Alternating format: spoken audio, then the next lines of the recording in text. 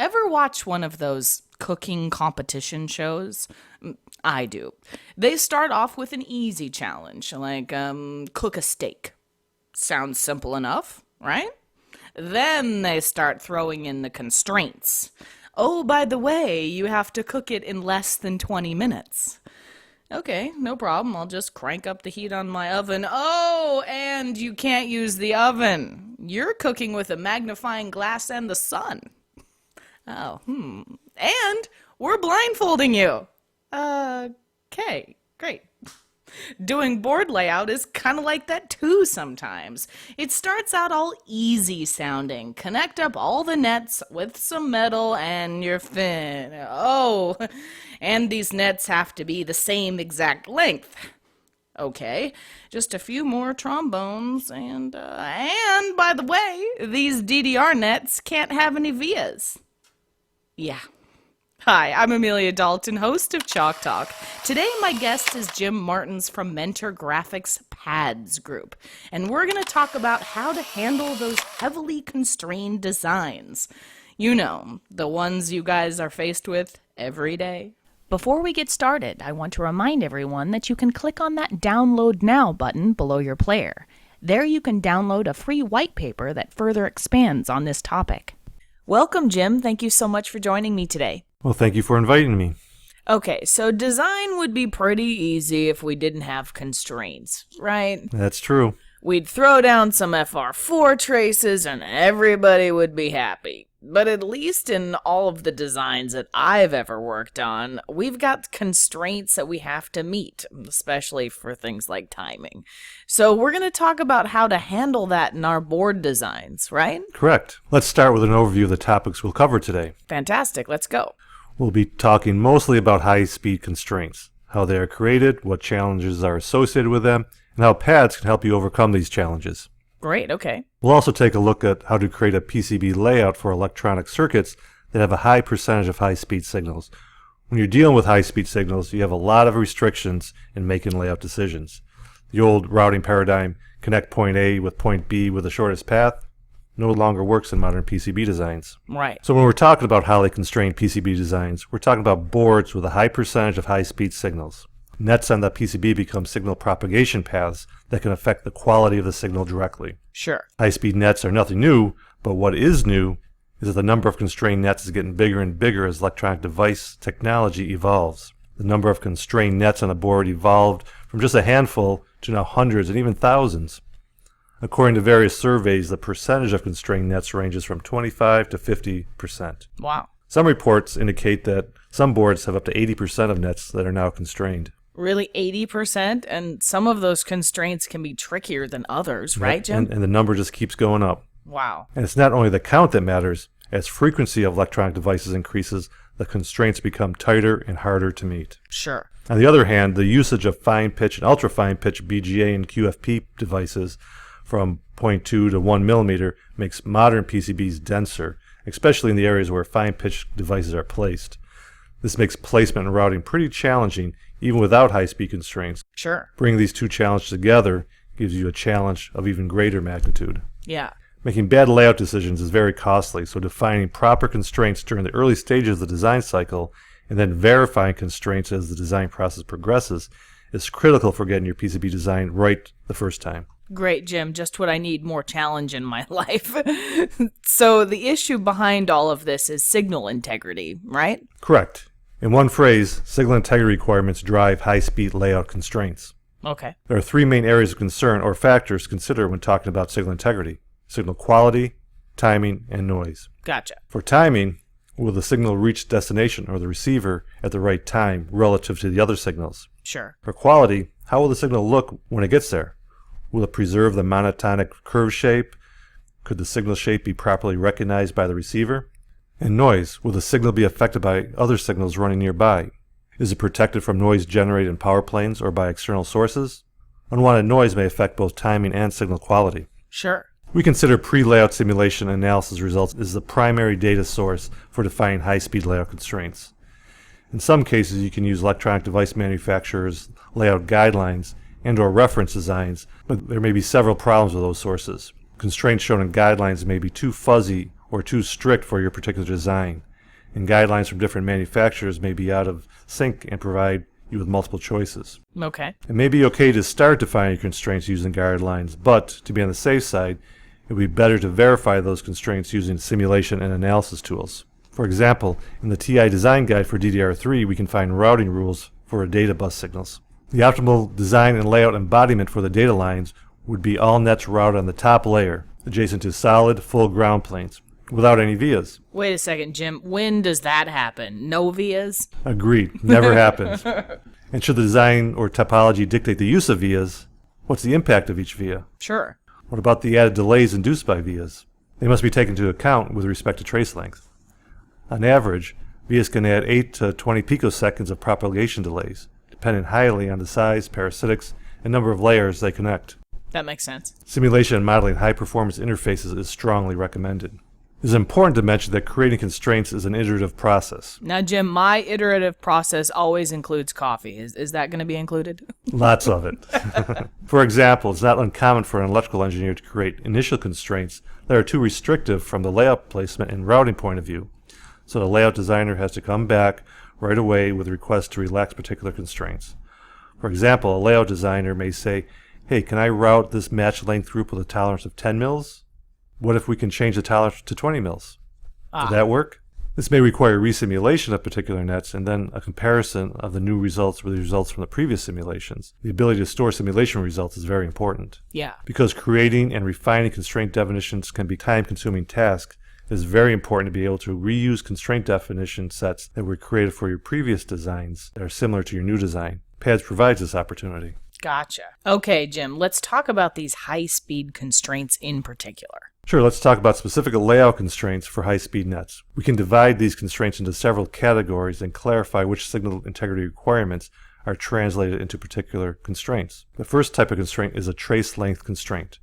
Here we talk about minimum, maximum, and match length constraints. Okay. Length constraints can be supplied to different objects, to the entire signal propagation network of a transmission line, to a particular branch of a propagation network when a signal is delivered to multiple receivers, to a group of signals, typically for signal buses, and to particular branches from different signals with different topology patterns. Okay. Most length controls in design come from timing requirements. They are formulated as min and max delay constraints that are eventually translated into max-min length constraints for layout activities. Okay. Max-min constraints are used in system or common clock distribution signals and for buses that are synchronized with a common clock signal. For example, PCI bus architecture data are clocked out of a transmitter and a receiver using a common clock.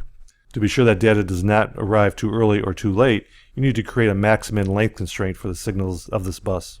Okay. Match length constraints are often used in open source synchronous buses like DDR2 and DDR3. These buses send a strobe signal along with the data clock to a receiver. So propagation paths should be matched in length with the strobe signal. A match length constraint does not specify a particular length, but rather a length tolerance value that becomes tighter with increases in bus speed. Ah, okay. Setting a tolerance value in the tens of mils is now a common practice. The most critical factor for preserving signal quality and making the signal noise-proof is to maintain uniform and low trace impedance throughout the entire signal propagation path. Though this requirement is hard to formalize on the layout level, it could be translated to layer restriction constraints. For example, all traces of a bus should be routed on a dedicated layer or a set of layers. Ah. A trace width constraint may have different values for different layers if the signal is allowed to be routed on multiple layers. Okay. Another kind of layout constraint is via usage for a particular signal. For example, you could restrict it to indicate that a signal should not change layers too often. Okay. A differential pair, which is a pair of traces run in parallel, implements a propagation path for a differential signal. Match length requirements for differential pair nets are often tighter than the regular nets. At the same time, differential signals are often required to have match length to other signals. Oh, okay. Differential pairs are widely used in high-speed differential interfaces such as PCI Express, SATA, SerDes, HDMI, and USB. During layout, you want to create additional space constraints for noise-sensitive traces to avoid crosstalk effects from neighboring traces. To do that, you could create an enlarged clearance constraint based on the analysis or simulation results of crosstalk effects. Making this value too big can create problems with board routability. In some cases, the value should be restricted and complemented with parallelism constraints that restrict a trace from running in parallel too long from neighboring traces. In other cases, it is important to impose constraints on a net topology as, for example, when a signal runs for a certain distance, then branches into two paths that each goes to an individual receiver or branches yet again. Okay, yeah. Constraints of this kind could be specified using objects like virtual pins and associated nets that we will discuss later. Okay, I think I understand constraints themselves, but how do we go about defining these in pads? Well, PADS has a powerful and easy-to-use constraint management system that simplifies constraint creation, constraint review, and verification throughout the entire design process. Also important is the ability to propagate the majority of constraint data through the design tools, schematic editor, layout editor, and in both directions. This ability greatly simplifies constraint management throughout the whole design cycle. Cool, okay. First, you always start with a layer stack-up definition. It's the backbone of the entire constraint definition process. Include simulation results because they affect impedance calculations. If you change stack-up parameters in the middle of the road, you may need to resimulate and recreate many constraints from scratch. Copper thickness, dielectric thickness, and characteristics, plane and routing layer relationships are defined in the layer stack-up editor dialog shown in this slide. Okay. Next, you create net classes, grouping together nets with similar electrical characteristics and signal integrity requirements, and thus having the same high-speed constraints. For example, for DDR memory interfaces, you can create a class for each address bus, and for each data bus, and so on. Okay. The benefit of having net classes is that you only need to capture or change constraints once, and they will be propagated to the level of the individual net. Okay. On the other hand, if one of the nets from the class has special high-speed constraints, they could be defined individually for this net. For a net class or a net, you can specify maximum length constraints, via usage constraints such as via count limit and the list of allowed via types, trace width, which may be layer dependent, clearance constraints, which also may be layer dependent. The same set of high-speed constraints can be defined for pin pairs when you need a more granular level of constraint definition. A pin pair is a routed path between two pins in a net, as shown in the graphic. Okay. When it is required to have a group of signals with equal propagation path lengths within a given tolerance, you can create matched length groups for these signals and specify the tolerance value. Differential pairs are specified as a pair of nets with a special gap value and trace width value. Both values can be layer dependent. Differential pair nets can be included in net classes and or match length groups and thus inherit the constraints defined there. Okay. When you need to maintain a balanced branching of your signal propagation path, such as in an address bus in the DDR tree, you can use a combination of two special objects called virtual pins and associated nets. Virtual pins allow you to define a star point that branches out to multiple receivers or other branching points. High-speed constraints, such as length matching, can be defined to tune the different branches to the correct length. Okay. Associated nets allow you to emulate transmission lines with a series resistor. From a signal integrity perspective, a path from the source through a series resistor to a receiver is one signal, but in the schematic and the layout, this is represented as two or more nets if a series resistor is used. Associated nets allow a signal design rule, such as a length and a differential pair rule, to be assigned to several nets that are connected by components, such as a series resistor or a resistor pack. Associated nets can be defined manually or automatically through a number of methods. The length of the discrete component that associates or combines the nets can be included in the associated net length calculation. An example of the routing topology built with virtual pins and associated nets is shown on the slide. Okay, Jim, so once I've created these constraints in pads, what does pads actually do with them? High-speed layout constraints are typically captured in the schematic editor by an electrical engineer and annotated to layout. The usual flow is to create constraints in the schematic and forward them to layout. Now it's the layout designer's task to create a PCB layout that meets those constraints. Sure.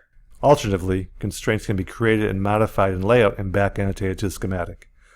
This scenario is useful when the layout designer and the electrical engineer agree to modify constraints and want to work in parallel. Here the layout designer explores how the constraints affect routability issues, and the electrical engineer does some simulation work to verify that modified layout constraints still meet the signal integrity requirements. Makes sense, yeah. This ability to move constraints between schematic and layout in the pads flow supports a concurrent work style. The layout designer performs three major tasks: placing components, creating geometry shapes of power and ground plane areas, and creating routes for all the signal nets. Let's talk about how high-speed constraints are handled in each of these design steps. Yeah. By default, pads clearance and trace width range constraints are strictly enforced. So, unless you change the constraints, you're not allowed to violate them. The same applies for layer usage and via usage constraints. You are not allowed to place traces for this net on restricted layers, or to use vias that are not allowed for this net. In contrast, length constraint enforcement can be turned on or off. It's your choice. Oh, okay. It's a good practice to verify constraints after your particular design step is completed. Pads can verify all captured high-speed constraints, provide feedback on constraint violations in a convenient form. While you're doing placement, you want to be careful about max length constraints. If you place components that are connected by nets with max length restrictions too far apart, there will be no way to meet the max length constraints. You also need to pay attention to nets and groups with max, min, and match length constraints because if you place parts too close, you'll have to do a lot of length tuning during routing. Yeah. This can create routability problems because tune traces occupy more space on the board. PADS includes a length monitor spreadsheet view and a navigation window that are very handy tools for monitoring and analyzing length constraint compliance. They look for both routed, partially routed, and unrouted nets, associated nets, and pin pairs, and together they help you detect length violations quickly and easily. These tools can be used during both placement and routing stages. In complex cases after placing critical components, you can use auto-routing to assess routability of net classes with minimum length restrictions and match length groups. Although the auto-router may not find an optimum routing solution, it can give you a quick routability assessment of your placement configuration through pre-route analysis. Nice. When you're done placing your high-speed components, you can start designing your power and ground plane areas. For high-speed nets, the quality of plane areas is important, but there are no formal constraints that specify requirements. In the case of this and other informal constraints, like placement guidelines for decoupling caps, the only way to verify layout decisions is go back to simulation and use analysis tools. Luckily, PADS provides a smooth interface between layout and Mentor's Power Integrity, or PI, analysis tool that allows you to check the quality of your power and ground planes by performing DC voltage drop analysis and identifying hotspots. You can load your board into PI analysis, run PI simulation, identify problems, and make changes in plane shapes, and do it again and again until you solve the problem. Nice, okay. Routing is the most time-consuming portion of PC design layout, and tuning traces to required length is the most challenging test required for match length groups, where the difference between longest and shortest traces should be within a strict limit. Tens of mils is a common value for modern designs. PADS provides tools for manual and automatic tuning of nets. The routing monitor and navigation window tools give you real-time feedback on the conditions of your length constraints. Also, PADS supports manual and automatic routing of differential pairs and provides manual and automatic tuning tools for length-constrained differential pairs. Okay, Jim, I'm intrigued by this spreadsheet window you mentioned. Tell me a bit more about that. Sure. The spreadsheet view is a very powerful and easy-to-use multi-purpose PCB design exploring tool. It's highly customizable and presents various design data in a table form. The navigation window by default provides a design view complementary to the main window, which shows a board portion in the vicinity of the cursor. It also provides alternative views that are dependent on your current design activity. Since this talk is about high-speed designs, we'll focus on how spreadsheet and navigation windows assist layout designers in solving highly constrained design challenges. Great. The spreadsheet has predefined viewing configurations or schemes called length monitors that can show you data of all or filtered nets, associated nets, differential pairs, and pin pairs that have length restriction rules. It shows you length constraint values, actual values, and uses color coding for violations. The navigation window complements the spreadsheet view, showing objects with length restrictions in graphical form. If you're routing or editing a trace from a length-restricted object, both the spreadsheet and navigation window update in real time. The most valuable feature of the navigation window is an ability to display how your trace editing affects all members of the match length group. The combination of these two tools gives you unprecedented visual feedback on how your placement and routing activities affect length-constrained objects. I sometimes talk about routing to constraints as goal-oriented routing. You have a goal. To route this net, for example, a minimum length. You need dynamic, real-time feedback to let you know how you're doing meeting this goal. PADS provides this feedback multiple ways, with a trace length monitor, spreadsheet view, and the navigation window. Very cool. So, all right, Jim. Let's take a step back a second and talk about the high-speed design process and PADS. Absolutely. If we simplify and generalize, we can say the design process includes the following steps. First, understand signal integrity and power integrity requirements that are driven by high-speed electronic devices you plan to use on your board. Okay. Next, pre-layout analysis of signal integrity. Mm-hmm. Then constraint definition, placing critical parts, creating plane area shapes for your power distribution networks, routing critical and SI-sensitive nets, post-route verification of PI issues, placing and routing of non-critical parts and nets, and post-layout simulation to verify signal integrity and power distribution network quality. Wait a second, Jim. I don't see any get more coffee in here at all. What about that step in the Oh, you have to read iterative between the process? lines for that one. Oh, okay. In real life, a PCB design is an iterative process that includes high-speed constraint definition activities. Often the initial constraint set may not be met, and multiple trade-offs between the electrical engineer and layout designer are made before the high-speed constraint set is finalized. Sure. The pad's flow allows you to easily propagate constraint data between the tools, which simplifies collaboration between electrical engineering and layout design, even if the same person may act in the two roles. Right. Okay, we can't just use any old constraints, right? How do I verify constraints and find out where I screwed up? I mean, hypothetically, if that ever happened. Constraint verification, also called design rule verification in pads, is very convenient, fast, and flexible. Fantastic. You can easily specify multiple verification schemes and apply each scheme for the entire board, or to a specific area of the board, or to a specific layer or object. The design verification procedure creates visible error markers that indicate an object or a location on the board where a spacing violation between two objects has occurred. We already talked about using the spreadsheet for reviewing and analyzing length violations. With the same spreadsheet, you can review all verification errors in a very convenient manner. Very nice. For an error indicated in the spreadsheet, you have immediate access to the area of the board where the violation occurred. By clicking on the error, it zooms the violation location on the board, and the following information is displayed: the violation value, the rule that was violated, and objects that created violations and their properties. Nice, okay. The violation report could be exported to Excel or HTML if you need it. Very cool. So, all right, Jim, let's circle the wagons and recap this bad boy. So to summarize, today's design engineers can see that many of the PCBs they work on today are highly constrained due to the high-speed issues introduced by the faster edge rates of today's ICs, the high data rates and technologies such as DDR, SATA, PCI Express, and all the others. Sure. This won't change in the future. Tomorrow's designs will be even more challenging. Once a nice-to-have step in your design process, pre-layout simulation will be necessary to help you determine and create the design's constraints. Post-layout simulation will be required to verify that your design performs as expected prior to going to manufacturing. Pads and Metric Graphics have all the best-in-class desktop tools to help you get your job done right the first time. Excellent. Take a look and try today with our virtual labs or our full Pads ES Suite evaluation on our website. I think I will. Well, I think that's all I have time for. Thank you so much for joining me today, Jim. It's always a pleasure speaking with you. And thank you, Amelia. And before we go, don't forget to click that Download Now button below the player to download a free white paper that further expands on this topic. For Chalk Talk, I'm Amelia Dalton. For more Chalk Talks, check out the on-demand section of eejournal.com.